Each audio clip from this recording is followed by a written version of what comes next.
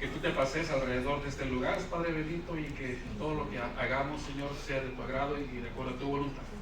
Bendice a cada uno de mis hermanos y a uno de aquellos que están fuera, Señor, que no pudieron estar aquí este día por cuestiones de salud, del clima, Padre bendito. Te pido que donde quiera que ellos estén, Señor, que los estés abrazándose, ellos puedan sentir tu calor y tu paz. Así que a ti sea pues la honra, todos lo ponemos en tus manos, Padre bendito. Amén. Bueno, vamos a continuar el último mensaje. Recuerden que en el libro de Ageo, Dios, les comentaba, Dios le habló 3 veces al pueblo de Israel. Principalmente cuando ellos acababan de salir de cautiverio de la ciudad de Babilonia y habían llegado a Jerusalén para construir el templo. La primera vez que Dios le habló a través de Ageo fue en el año 2, capítulo 1, versículo 1, en el mes 6 y el primer día del mes, fue el primer llamado. Recuerden, ahí fue, ¿para qué les habló? Bueno, porque habían pasado aproximadamente 16 años y el pueblo de Israel se había olvidado de cuál era el propósito por el cual habían ido a Jerusalén. El propósito era construir el templo, pero ellos se habían enfocado en sus casas, en lo suyo, en lo propio, y habían hecho a Dios, lo habían puesto en segundo, tercero, cuarto término. Ya no era la prioridad el templo, sino la prioridad eran ellos. El mensaje de Dios en esa fue: mediten bien sobre sus caminos, miren bien lo que están haciendo. O sea, que van a continuar así, o sea, van a continuar poniendo lo suyo delante de las cosas de Dios. Básicamente era el mensaje, el primer mensaje. Viene el segundo llamado de Dios en Ageo capítulo 2, versículo 1, vimos la semana pasada. El séptimo mes a los 21 días del mes. Y en esta ocasión, recuerda, el pueblo de Israel ya había empezado la obra del templo, pero al parecer no lo estaban haciendo con un corazón sincero, sino que lo estaban haciendo solamente, o probablemente por conveniencia, solamente por sacar del compromiso, pero no lo estaban haciendo con amor, con agradecimiento, tanto que el templo ni siquiera reflejaba la gloria de Dios, ¿recuerdan? Y el Señor les dice, el mensaje fue: esfuércense, cobren ánimo, pueblo todo de la tierra. O sea, hagan las cosas de acuerdo a la voluntad del Señor, háganlo bien. Viene el tercer mensaje, que es el que vamos a ver el día de hoy, y este fue a los 24 días del 9º mes, en el 2º año de Darío. Pero antes de ver el mensaje de hoy, que en realidad son unas preguntas que Dios les hace al pueblo de Israel, específicamente a los sacerdotes. Antes de ver las preguntas que Dios le hace, quiero que usted entienda algo, el por qué vienen esas preguntas. Miren, las preguntas eran para los sacerdotes acerca de la ley, o sea, ahí van a ser acerca del Torah, de los primeros 5 libros que tenemos en nuestra Biblia, que es la ley de Moisés. ¿Por qué hizo las preguntas? Te explico. En ocasiones, durante la vida cotidiana en aquellos tiempos, se presentaban situaciones que no estaban contempladas bajo la ley. Podríamos decir que algo ocurría, un acontecimiento, las personas iban con Moisés o abrían los libros de la ley y se daban cuenta que lo que a ellos les había pasado, la ley no especificaba qué se tenía que hacer. O sea, no había nada, no había ningún antecedente. Podríamos decir, eran casos sin precedente, o sea, que nunca habían ocurrido antes. Entonces, lo que ellos hacían es ir y hablar en este caso con Moisés. Un ejemplo, o qué es lo que tenían que hacer. Miren, cuando no encontraban la solución en la ley, ¿qué es lo que tenían que hacer? Números 27 nos da la respuesta de un ejemplo. Dice que vinieron las hijas de Zelofehad y se presentaron delante de Moisés y delante del sacerdote Eleazar y delante de los príncipes y de toda la congregación, y dijeron: nuestro padre murió en el desierto y no tuvo hijos. ¿Cuál era el problema de ellos? La ley especificaba de que si el padre moría, todas sus pertenencias, toda la herencia iba a pertenecer ¿a quién? Al hijo varón. En este caso, el papá murió y nunca tuvo hijos varones, solamente tuvo hijas. Así que las hijas se preguntaban, bueno, ¿qué vamos a hacer con la herencia? ¿Qué va a pasar? Y la ley no lo especificaba. Así que ellas van con Moisés y le hacen la pregunta, ¿por qué será quitado el nombre de nuestro padre de entre su familia por no haber tenido hijo varón? Y la pregunta fue, o sea, lo que ellos proponían, lo que ellas proponían era, danos heredad entre los hermanos de nuestro padre. O sea, queremos ser incluidas cuando se reparta la herencia de nuestro padre, queremos que nos incluyan con nuestros tíos. O sea, los tíos que iban a recibir la herencia, nosotros también queremos recibir, somos parte, somos hijos del Señor. No me olvidó el nombre. Entonces, Moisés sabía que esa situación, ese problema no estaba contemplado en la ley. Él escribió. Así que, ¿qué fue lo que hizo él? Bueno, Moisés llevó su causa delante de Jehová. No se encuentra en los libros, voy a preguntarle a Dios. Y yo creo que es algo que nosotros debemos de hacer. Cuando vengan a nuestra vida situaciones por las cuales no sabemos qué hacer, nunca nos había pasado o realmente andamos perdidos, lo que debemos de hacer es ir ante la presencia de Dios mediante la oración y pedirle que nos dé sabiduría, que nos guíe, que nos muestre el camino, la dirección que debemos tomar. Esto es algo importante que como cristianos debemos de hacer, acudir a Dios en situaciones que no sepamos qué hacer, y aún en las que sepamos qué hacer, para que Dios nos guíe o nos compruebe que estamos haciendo lo correcto. Bueno, así que fue Moisés con Dios, le pone el caso, y ¿cuál fue la respuesta de Dios? Dice, bien dicen las hijas de Zelofehad, les darás la posesión de una heredad entre los hermanos de su padre, y traspasarás la heredad de su padre a ellas. Así que ahí está la solución al problema. No estaba escrita en la ley, Dios les dio la solución. Diles que sí, que ellas pueden recibir parte de la heredad, aunque no son varones, ¿verdad? Bueno, ahora con Ageo está sucediendo algo similar. Solo que para ese tiempo, pues ya Moisés ya había muerto. Entonces, si se presentaba una situación así, ¿a quién iban a recurrir las personas? El libro de Deuteronomio nos dice qué es lo que se debía de hacer en ese caso. Ya que no estaba Moisés, ¿qué es lo que vamos a hacer? Y dice así: cuando alguna cosa te fuere difícil en el juicio, que no sabes qué hacer, entre una clase de homicidio y otra, entre una clase de derecho legal y otra, entre una clase de herida y otra, en negocios de litigio en tus ciudades, entonces te levantarás y recurrirás al lugar que Jehová tu Dios escogiere. Y vendrás, ¿a quiénes iban a ir? A los sacerdotes levitas y al juez que hubiera en aquellos días, y preguntarás a ellos, y ellos te enseñarán la sentencia del juicio. Así que, no está Moisés, bueno, si ocurre algo, vayan con los sacerdotes levitas, con las personas, con el juez, y ellos les van a dar la respuesta. Y me va siguiendo, ¿verdad? Vamos bien. Bueno, así que cuando se presenta Ageo, por eso vimos que Ageo se dirigió a quienes, a los sacerdotes del pueblo de Israel, para hacerles dos preguntas, cuya respuesta no se encontraba escrita en la ley.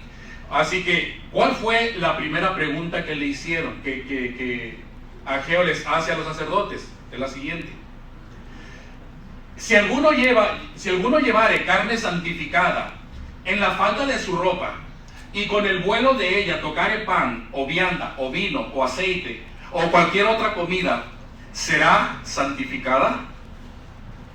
O sea, si la carne santificada que lleva el sacerdote de un lugar a otro, de repente toca algo de roso, el sacerdote, ¿lo que tocó se santifica? Era la pregunta que estaban haciendo. O déjese lo pongo de otra manera. Si lo santo toca lo inmundo se convierte en santo. O si lo sucio, o si lo sucio, lo limpio, pero si lo limpio toca lo sucio se convierte en limpio. No, ¿verdad? Esa fue, o sea, no trabaja así. Y le respondieron los sacerdotes y dijeron no. ¿Okay? O sea que la santidad no se pega, no se transfiere, no se contagia, no se pasa por herencia. La santidad no funciona de esa manera. Le están dando la respuesta. Porque la santidad se lleva ¿por dónde? La santidad se lleva por dentro y no por fuera. Mire, la santidad de la persona, y yo creo que ese es un error que se comete mucho en la actualidad. La santidad de la persona no tiene nada que ver con lo externo. No tiene nada que ver con la manera de vestir. Claro, no estamos yéndonos al libertinaje, no se vaya por ese lado. La santidad no tiene que ver con el vestir, no tiene que ver con que si la mujer se pinta o no, si se corta el pelo o no, que si usa falda o no, o pantalón. Eso no tiene nada que ver con la santidad. Ese es el legalismo que el hombre ha creado, ha puesto para tratar de manipular a las personas. Esto es muy diferente a la santidad. Así que la santidad es ser apartados para Dios, para el uso de Dios. Cada uno de nosotros, al momento en que recibimos a Jesús en nuestro corazón, nos hemos hecho ¿qué? Santos. ¿Okay? No, estamos trabajando en esa santidad. La santidad no se logra hasta el momento en que estemos en la presencia de Dios, pero debemos ir avanzando en ella día a día, poco a poco, paso a pasito, pero nos vamos santificando. La santificación completa llega al final. Así que la santificación se logra mediante la fe en Jesús y la obra del Espíritu Santo en nosotros. Miren, algunos de ustedes, dice Pablo a los Corintios, algunos de ustedes antes eran así. Si usted lee el contexto, le está diciendo, antes eran idólatras, adúlteros, estafadores, antes eran ladrones, antes hacían esto y aquello. Dice, pero fueron limpiados, fueron hechos ¿qué? Santos, fueron hechos justos ante Dios. ¿Cómo? Al invocar el nombre del Señor Jesucristo y por el Espíritu de nuestro Dios. Así que, ahora, hablamos que la santidad no se pega, no se contagia. La decisión de invocar el nombre del Señor para la salvación, eso es algo personal, es algo que usted debe de hacer. Yo no puedo invocar al Señor y decirle, Señor, que nuestra hermana sea salva. Yo no puedo hacer eso. Es una decisión que cada persona debe de tomar. Romanos capítulo 10, o capítulo 9, versículo 10, habla de que todo aquel que invocar el nombre del Señor y confesase de su boca que Jesús es el Señor y que resucitó entre los muertos, ¿será qué? Será salvo. Así que es algo pues que cada persona debe de hacer. La santidad no se puede pegar, no se puede contagiar, pero sí la podemos demostrar a las personas, dar buen testimonio para que ellas vean la diferencia. Miren lo que dice 1 Corintios 7:1.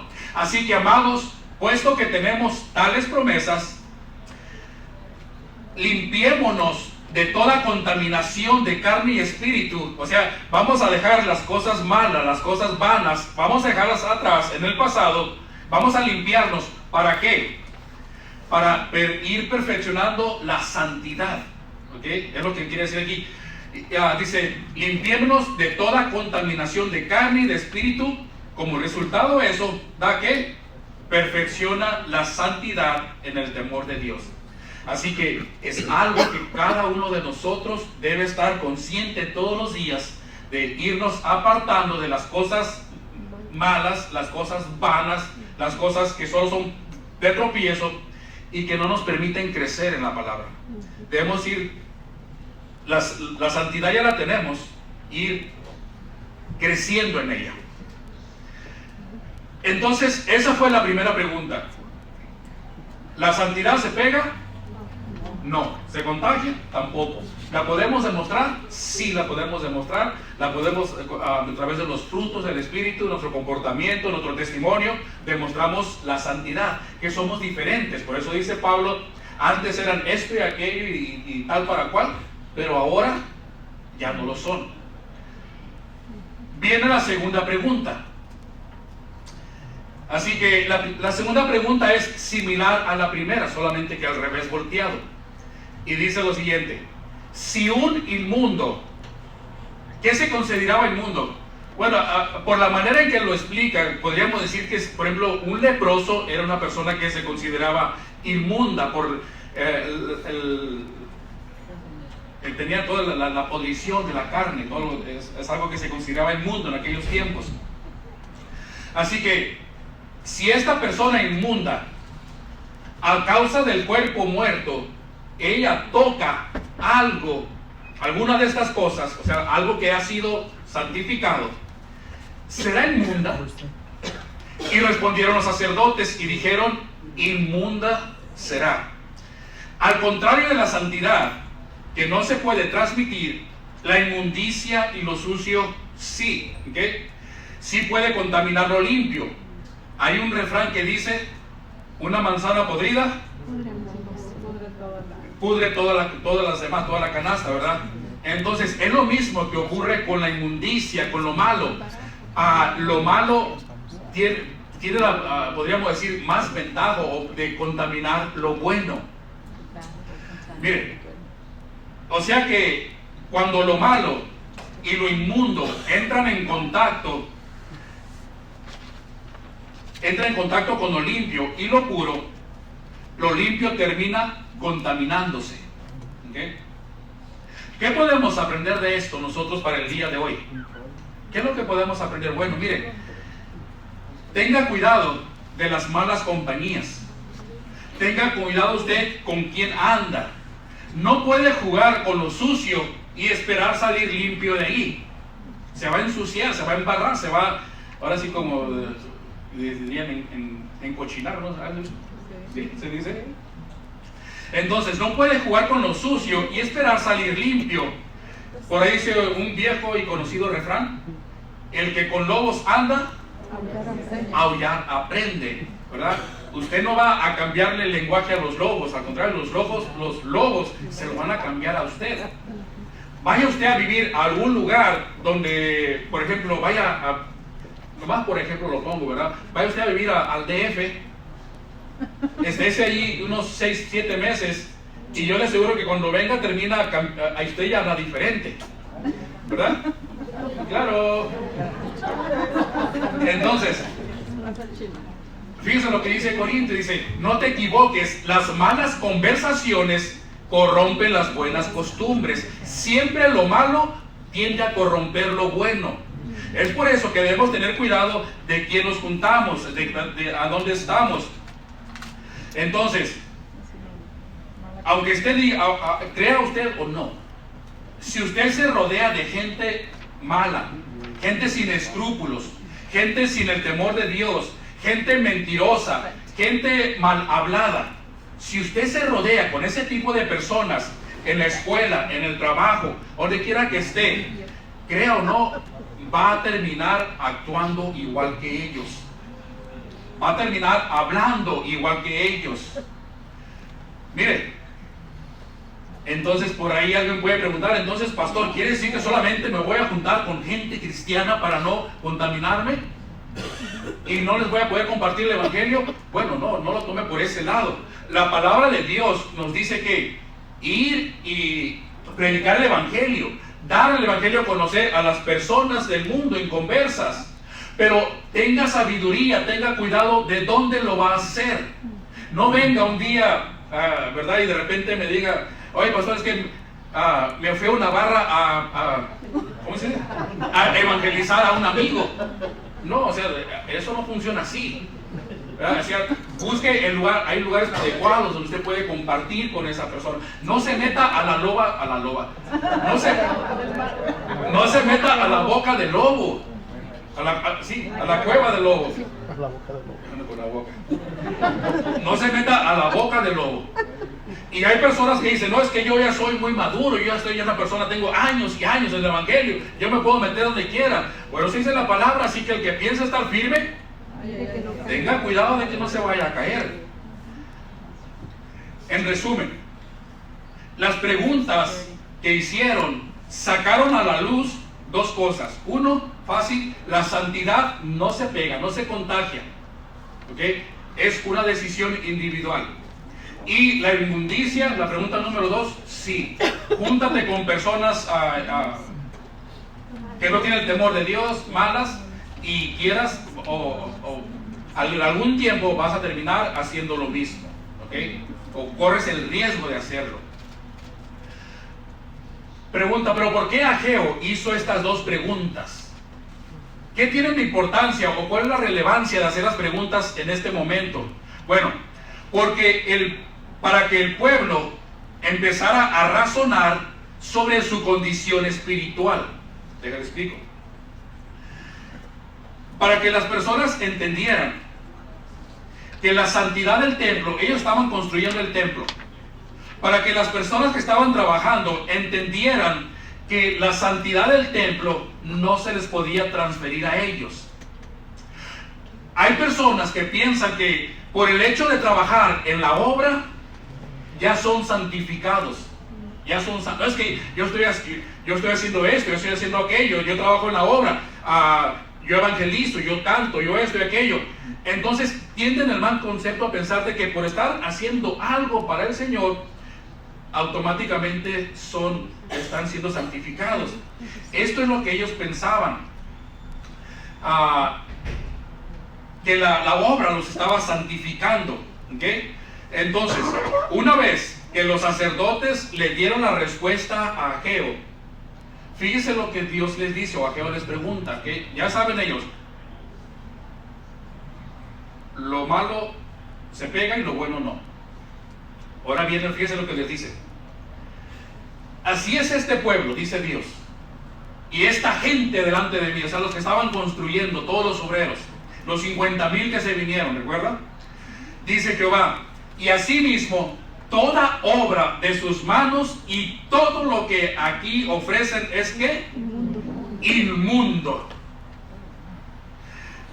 Si dicen que lo inmundo contamina lo limpio, eso es exactamente lo que están haciendo ustedes, dice.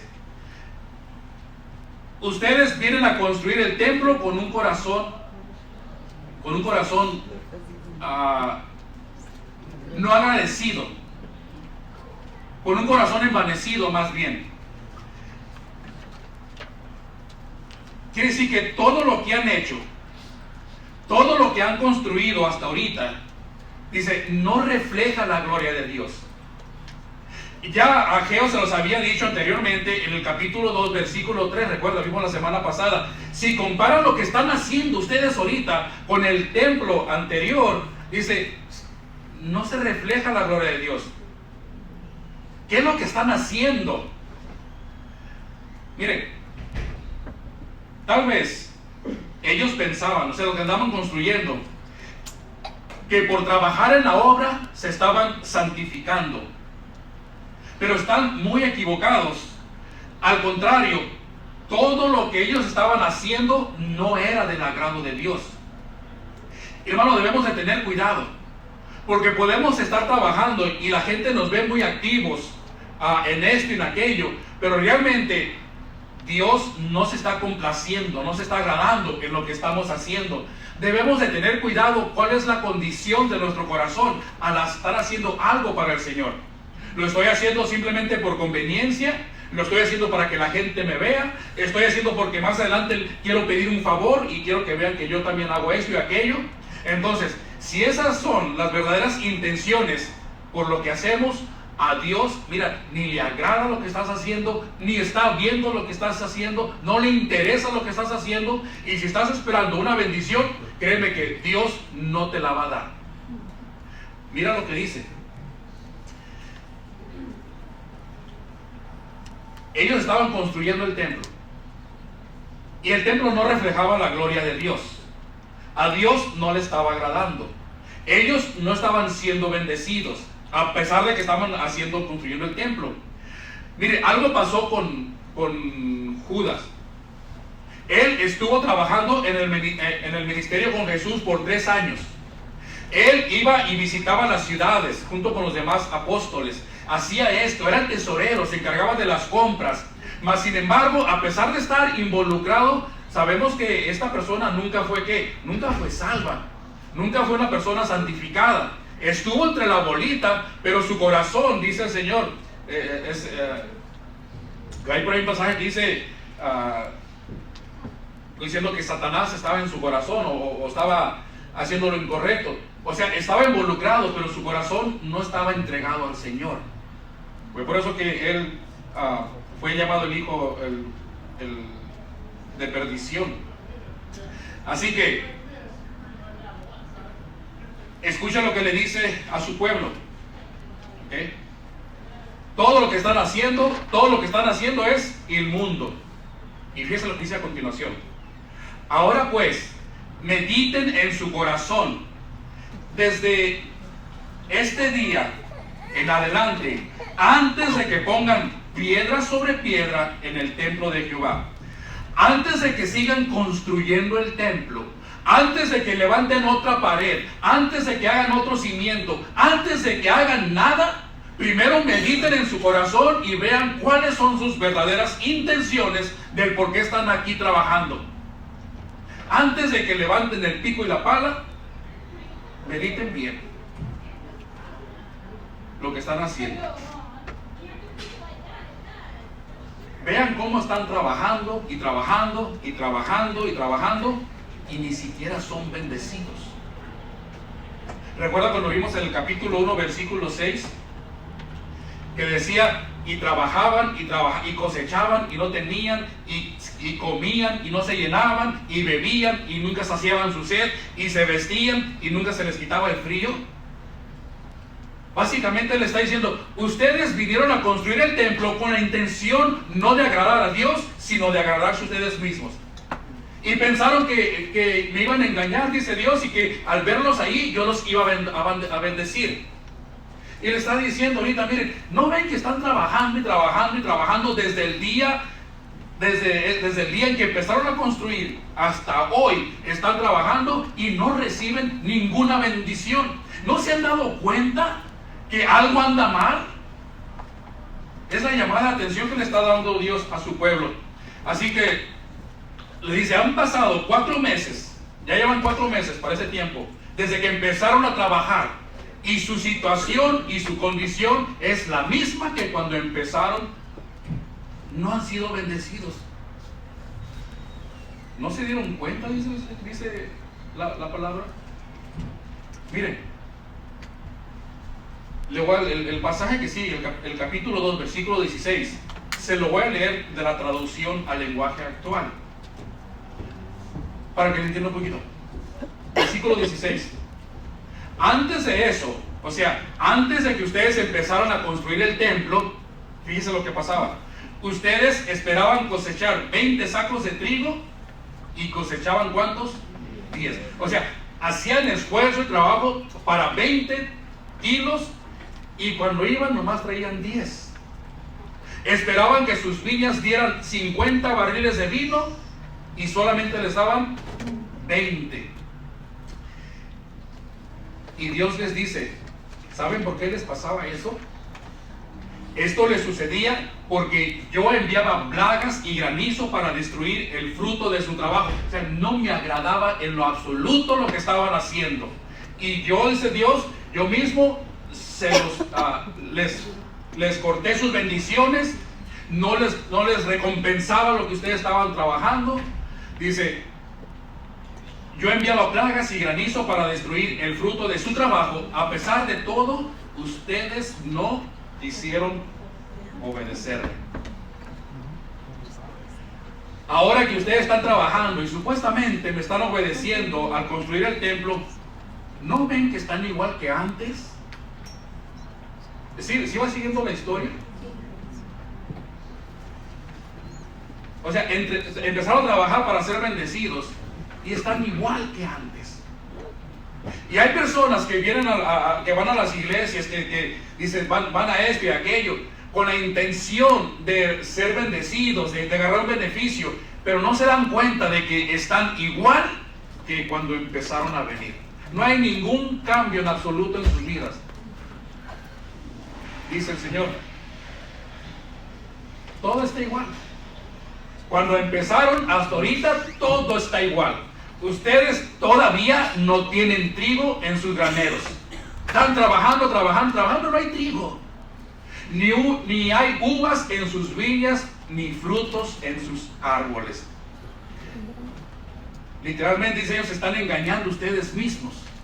Le está diciendo al pueblo, creyendo que están construyendo el templo para agradarme, y a mí no me agrada nada. Y no los bendigo, no reciben las bendiciones. Al parecer, el tercer mensaje, que estamos viendo hoy, algo sucedió con el pueblo que empezó a trabajar, cambió su corazón, y dice el Señor, bueno, pero a partir de hoy voy a bendecirlos. A partir de hoy todo va a cambiar. Hermano, algo que debemos entender es que Dios no se complace con las cosas que hacemos para Él, al menos de que nuestro corazón realmente tenga una buena disposición de hacer. No trabaje para el Señor en vano. Por eso dice, si ya estás trabajando, bueno, ahora cambia tu actitud. Ya no lo hagas por ti, hazlo por Él. Mira lo que dice la palabra en Hebreos, hablando de la condición del corazón.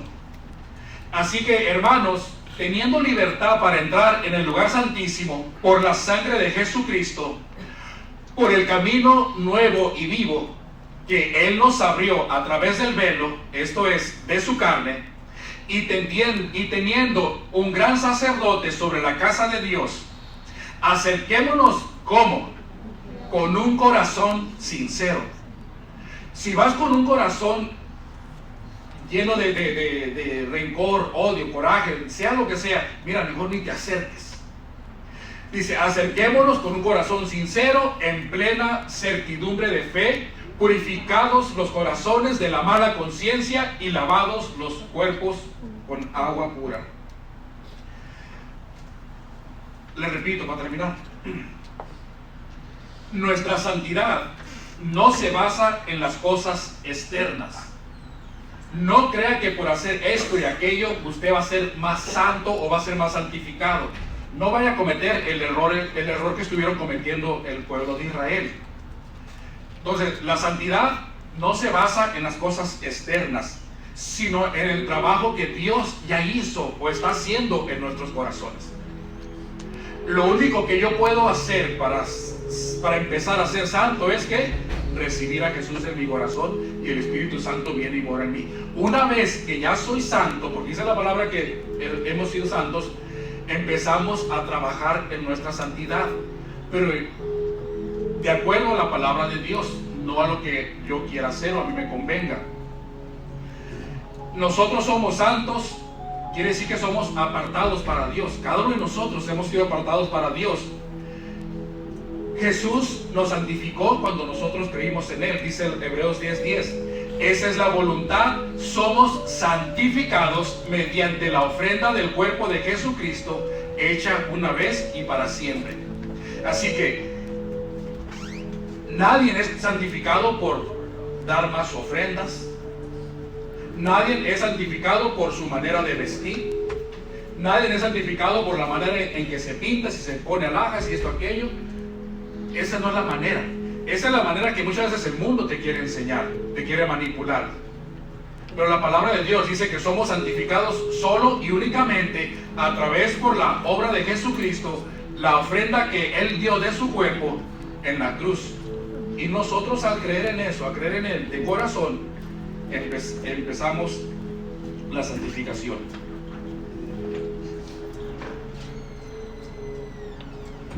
Le voy a leer 1 de Pedro, capítulo 1, versículo 14, está en sus notitas. Y dice lo siguiente: Dice, por lo tanto, dice Pedro, vivan como hijos, ¿cómo? De Dios. Obedientes de Dios. Vivan como hijos obedientes de Dios. Si antes hacían aquello, ya no lo hagan. Si antes eras una persona con rencor, con odio, con coraje, llena de celos, que te gustaba manipular a las personas, dice, ya no lo hagan. Ahora son diferentes. Dios los ha apartado ya para el uso de Él, no para el uso de ustedes mismos.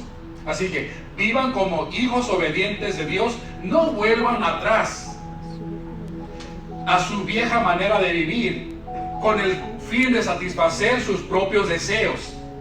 O sea, ya no le des gusto a la carne, ya no le des gusto a tus concupiscencias, a los deleites de la carne, a tus deseos carnales. Dice, ya déjalos. Ahora somos una persona diferente. De que se batalla, se batalla. Pero lo importante es de que cada día, poco a poco, sigamos creciendo y demos siempre paso firme hacia el frente. Dice, fíjese lo que dice a continuación. Antes lo hacían, ¿por qué? Por ignorancia. Pero ahora sean santos en todo lo que hagan, tal como Dios, quien los eligió, es santo. Miren qué bonitas palabras. Antes lo hacíamos por ignorancia. Ahora ya no podemos decir, es que a mí nunca me dijeron, es que yo no sabía, es que yo nunca lo leí, nunca lo escuché. No. Antes éramos ignorantes, dice la palabra de Dios. Pero el momento en que empezamos a escudriñar la palabra, a recibir la palabra, dice que el velo se nos ha quitado y hemos aprendido de la palabra de Dios.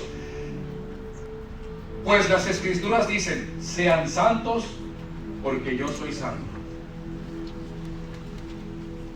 Así que nunca venga y diga, pastor, yo soy santo porque hice esto y aquello. Así no va a funcionar. No diga que es santo, mejor demuestre que lo es, con sus actitudes, con sus cambios, con su manera de vivir, la manera en que se desarrolla en su familia, en su matrimonio, con sus hijos. Esa es la manera más convincente de que las personas puedan ver que esta persona sí está trabajando en la santidad. Cuando haga cualquier cosa para el Señor, hágalo con un corazón sincero, un corazón disponible. Si lo va a hacer a las fuerzas, mire, hermano, si se presenta una oportunidad de hacer algo en la obra y usted se siente que lo hace a las fuerzas, mejor ni lo haga. No lo haga realmente, porque a Dios no le agrada y puede afectar a las demás personas. Cuando usted haga algo para el Señor, hágalo de corazón sincero. Dice, porque ¿cómo dice la palabra? La recompensa viene ¿de dónde? De lo alto. No espere recompensa del hombre. Así que lo invito pues a reflexionar si realmente estamos dejando al viejo hombre atrás, empezar a vivir de una manera que a Dios le agrade, a comprender realmente de que somos llamados a ser santos, que eso tiene gran peso en nuestra vida, gran responsabilidad. Empecemos a dar buen testimonio allá afuera. Comparta la palabra de Dios. Tenga cuidado, como le digo, en dónde lo va a hacer. No se mete en la boca del lobo, en la cueva del lobo. No vaya a lugares que usted sabe que puede caer en la tentación, en el pecado. Mejor afírmese bien y de su testimonio. Sí me entiendo lo que le quiero decir, ¿verdad? Porque... Así que sigamos adelante, que aún queda bastante por hacer en la obra del Señor. Padre, te damos gracias de nuevo por ese tiempo, por tu palabra, Señor.